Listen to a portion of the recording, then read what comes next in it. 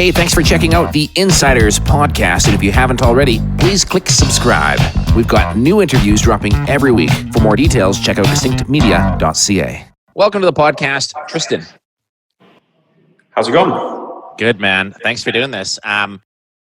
I got to say, I'm a bit of a fanboy for someone who's younger than me, but I'm a UFC fan, and I was watching it with my wife the night you were in Vancouver, and I hadn't heard of you. So I quickly Googled you, and I was like, oh, there he is on Facebook, and he knows some people I know, Vancouver guy, and I was like, well, we'll get into your story in a moment, but you ended up winning in very, very convincing fashion, and instant fan. So thanks for that, man. It's fun to watch the sport, but it's really fun to see stories like yours. Can you start off really quickly by telling us about your beginnings?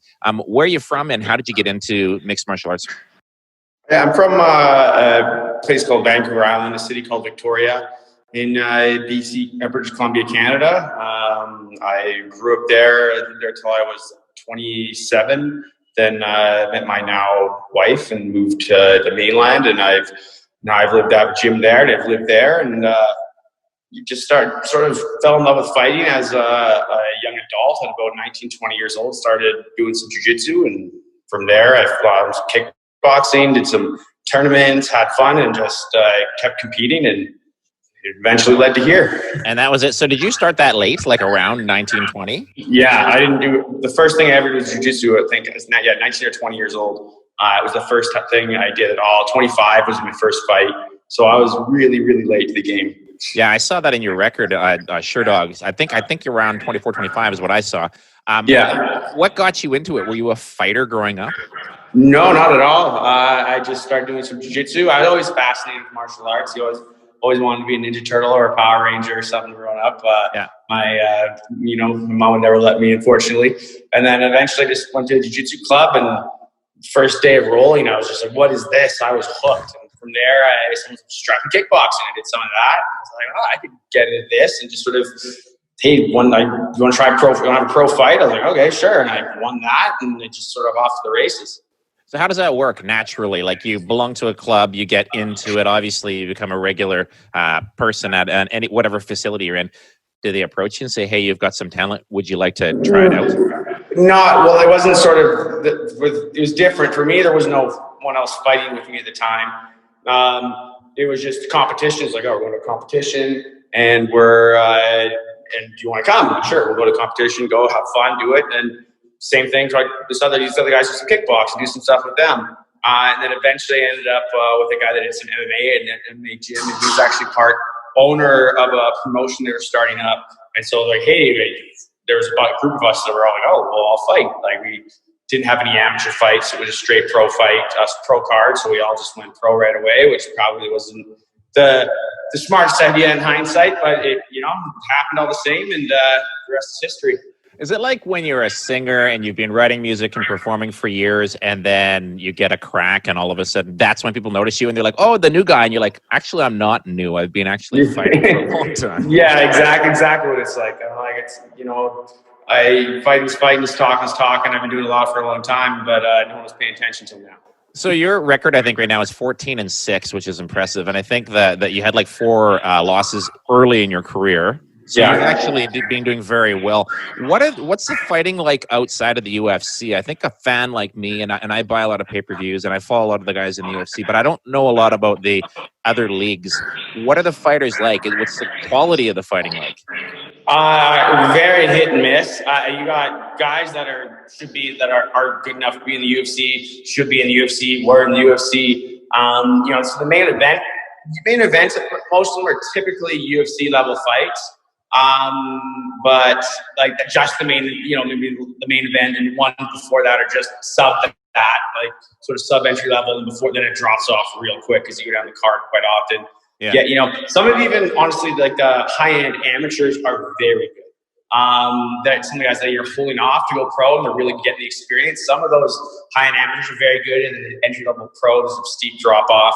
And then again, of course, towards the main event, you're getting guys that are at UFC level, right? And then maybe one of the winner then will go to the UFC, and then goes from there. So that's sort of, it's really, they're farm leagues, right? Like there's with everything, there's an overlap, right? Like they're not going to be the top 15 in the UFC's divisions by any means, but they're going to be at that entry level. And that's why those are the fights you got to get to. Those are the fights you got to win in order to get to where you want to be. So you're living in the Vancouver area. I know that you teach jiu-jitsu and some kickboxing, as well as competing. You've also won championships before. So when something like the UFC comes to town, a guy of your caliber, you said in other interviews that you were ready to go, and you're always ready to go. Do you kind of go like anytime something like that comes to town, I have to be ready in case somebody falls out? Like how conscious of the possibility of that were you when they were coming? Oh, very, yeah, 100%. So all fighters that I know that the best way to get into the UFC is be the number one guy in the country in your weight class. And then when they come to your country, if there's a fight in your weight class or even a weight class above, often you'll get the call.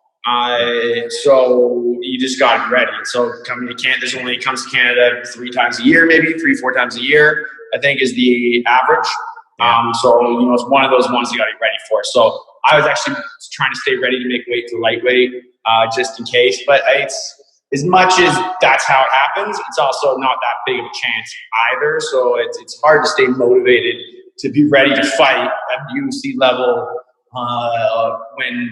even though that's your best chance, it's still a very small chance. Yeah, man. So, okay, here's my perspective. I'm watching the card that night, and I read a little bit about you, and I look at who you're fighting, and I'm like, oh, this guy's up for a big fight. Because he's pretty jacked, man. Oh, he's jacked. Yeah. Did you see it? He fought this weekend. He looked astounding. Yeah. He's like, I can't believe I fought that guy. Jesus Christ. Yeah, big guy. So here's a question for you, because you were definitely the smaller guy, but like you can never count anybody out. And I don't know about fighting like you know about fighting. And you said lots of times, this is a perfect candidate for me. Was that the perfect fight? Like, could you have done it better, or do you look back at it now and go, yeah, that pretty much worked out exacly like the way? Yeah, the only thing that would have been better is if I had, maybe I got that guillotine in the 3rd round and finished him. Like as much as it's a very small letdown, that was the first time I ever won a fight that I didn't finish the guy. So I had a perfect finish rate in all my wins, so that's ruined, which. It's a small deal considering the level and him and everything that happened, but still bugs me a little bit. Oh, for sure. You had him locked in, but was it just a simple matter of he's just a bigger, stronger guy? Yeah, and able to power out of it? I think if I went to pull him into guard with it, because I thought, which was the mistake, and I probably should have just stayed standing and tried, and he might have gotten out of it there too, but I maybe whatever adjustment I made might not have worked, but in my head, I could have done this, and that might have made the difference. Like, who knows, right? You can never really know. So it's nice to sit here humming it on. But is there a place for capoeira in MMA and mixed martial arts? Like, is there some skills there that can actually be effectively used? I've seen it on the rare occasion, not very often.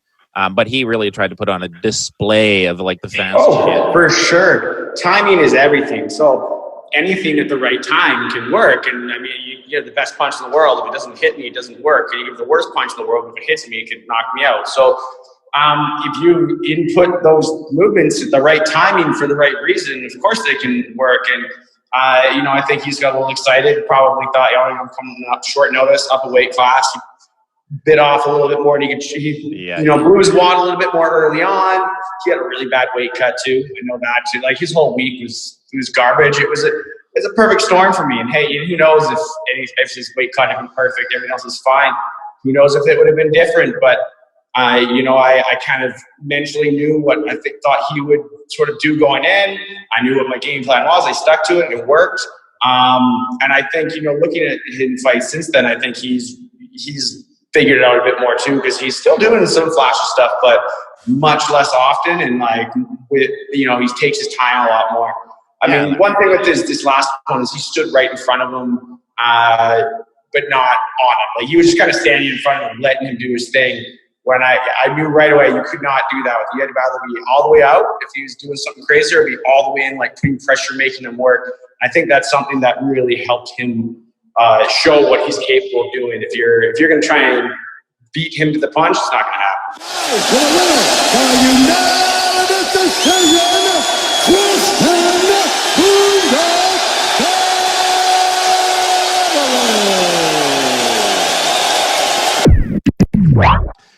haven't seen you talk a lot about your post-fight interview with Daniel Cormier, but that was like icing on the cake, because if you watch the whole fight and you become a fan of you, and then Daniel Cormier comes out and interviews you, and you handled that so well too, and you said all the right things, and I was like, whoa, that might be the coolest guy I've seen in a long time.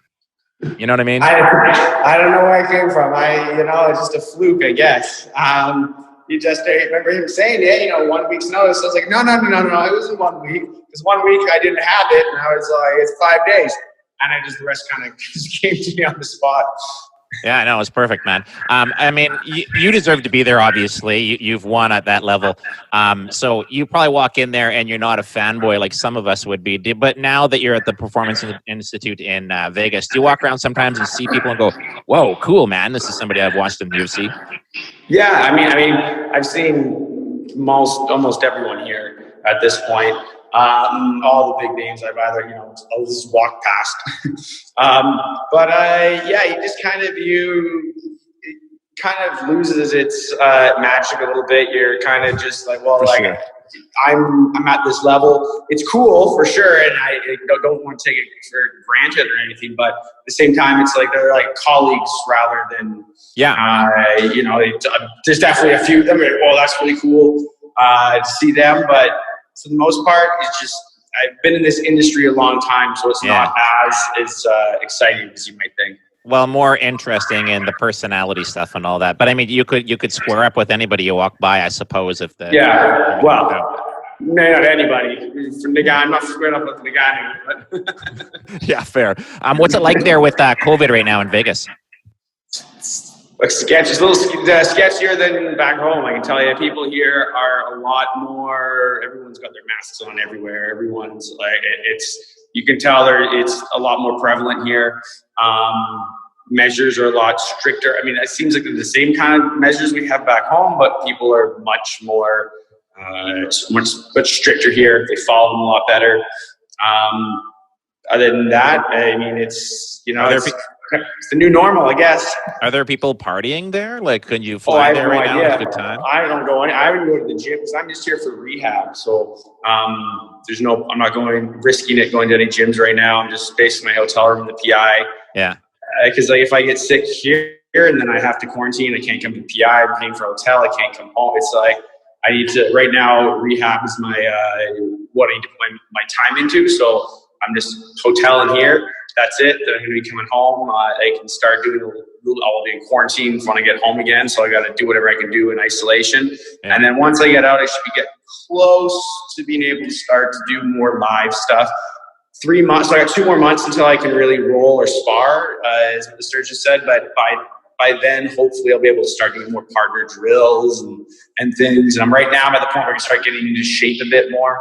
I'm just fat and out of shape from the surgery. So now it's just doing these embarrassingly pathetic workouts that make me super sore, and then I, do it again the next day. You're a dad now. Has that changed your perspective and your psyche when it comes to fighting at all? Not really. I mean, I definitely feel bad for my poor mother. But other than that, no, I'm always super motivated, super hungry. Come fight night, I'm sure maybe it'll add a little bit more, but I'm pretty, I block everything else out when I'm fighting. Just think about the fight. That's, I don't know how much more I can really add to that. I'll always be trying to, and if it will help, I'm going to let it help. All right. I'm going to throw a question at you out of left field to wrap it up. Cannabis, what are your thoughts on it for performance or recovery in MMA? I think everything, has a place. I think a lot of people overuse a lot of things, but it's clearly very powerful. It definitely it affects the body. So I think it can be utilized in a proper way. But again, it can be abused just like anything else. And so and every person's gonna be different. If you feel like you're getting benefit from it and you're recovering better, go for it. But if it's becoming a problem and you can't sleep without it ever, then it's like, okay, you gotta back off, right? Because I always say, like, fight week, we can't be smoking anything anyway. So you want to be able to not have like this big drop off after, but every once in a while for recovery, I think it has its place. I think CBD is definitely shown that it has its place. more research needs to be done. Fair. I always hear about this sort of cannabis movement in the jiu-jitsu scene, and a lot of jiu-jitsu players are now coming out and saying they like to do it when they're practicing and rolling and all that. So, yeah, I can say it's definitely better for jiu-jitsu than it is for striking. But yeah, no, it's weird. I think what it does is it makes you better at what you're already good at, but it's not good for learning new stuff. So that's what I've always found. Like if you do it when you're about to roll, like I always feel like you're doing really good at the stuff you're already good at. When you're trying to learn new movements, it's just not as good for whatever reason. Striking's horrible. You should never do it before getting hit. But like, and if that you find that, then that like it's helping rebuild or strengthen those neural pathways. You're getting good reps in, and it's helping that kind of stuff. Then great. But again, I think everyone's different. I don't think there's anything that's good for everyone. So if it's working for you, go for it. If it's not, don't try and force it. That's a fair answer. So you're on the road to recovery. So we may see you doing another fight in the UFC or on a card somewhere else. Is that kind of definitely UFC? Yeah, definitely UFC. So I'm hoping January, February for a timeline. So far, everything seems to be going towards that direction. The surgeon's given me. It said 4 to 7 months, hopefully, until I can fight. So I'm thinking 6 months is probably a good estimate, and right now there's nothing to lead us to think that won't happen, and yeah, just gonna keep plugging away. Perfect. Thanks for doing this, brother. I appreciate it. Taking time on your busy day. You're sweating. You're clearly working out right now. I was just shadow boxing a little bit, I'm allowed to move around again, so I'm taking full advantage. Thanks, brother. Take care. Have a good one. Talk to you later. Thanks for listening to the Insiders Podcast. We take no responsibility for inaccurate details or facts. If something interests you, we're glad to have brought it to your attention, but please take the time to research the details for yourself.